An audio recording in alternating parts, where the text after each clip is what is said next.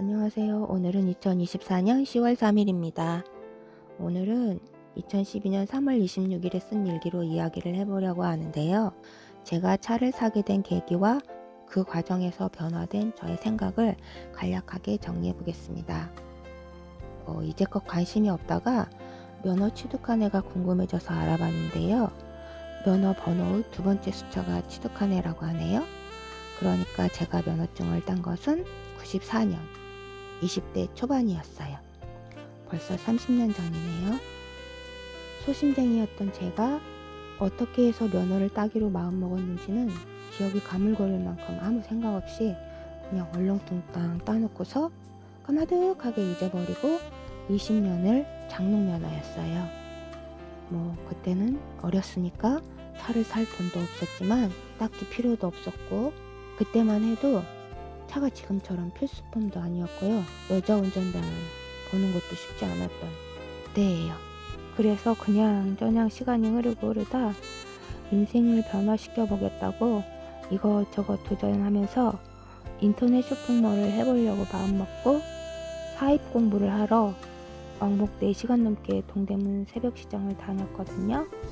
이게 직장을 마치고서 지하철을 타고 2시간 넘게 가서 아마 10시에 시작했던 걸로 기억을 하는데요. 그 새벽 시장을 돌다가 와야 되는데 지하철 막차가 11시 45분인가? 그렇게 기억이 되거든요. 그러다 보니까 시간이 별로 없잖아요. 그래서 거기서 밤을 새기 일쑤였거든요. 새벽 첫 차 기다리면서. 그러다 보니까 차의 필요성이 너무너무 커진 거죠. 그런데 그때 제 경제력으로는 너무나 큰 지출이라 쉽게 결정을 하지 못했어요. 근데 필요하다고 생각이 드니까 거리에 세워진 차들이 계속 눈에 들어오더라고요.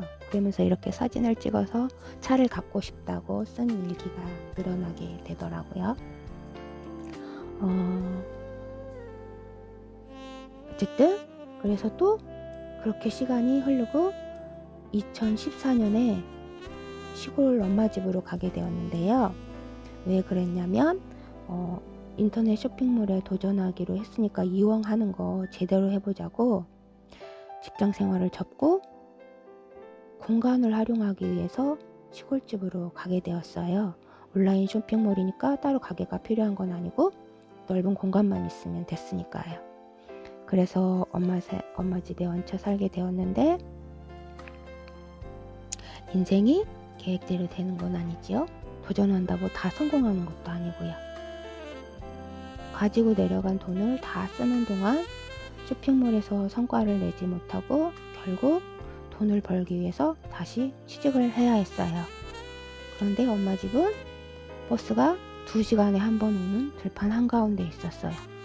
그러니까 통근 시간 맞추기가 어렵고, 그러다 보니까 일자리 구하는 게 또 어렵고, 그래서 어쩔 수 없이 차를 사야겠다고 큰 마음을 먹었는데 차값이 1200만원, 전액 할부가 가능하더라고요. 예전엔 그게 안 됐던 걸로 아는데 그때는 제가 차를 사려고 할 때는 전액 할부가 되더라고요. 그래서 인수금 48만원만 지불하고 1200만원을 전액 36개월 할부로 저질러 버렸어요.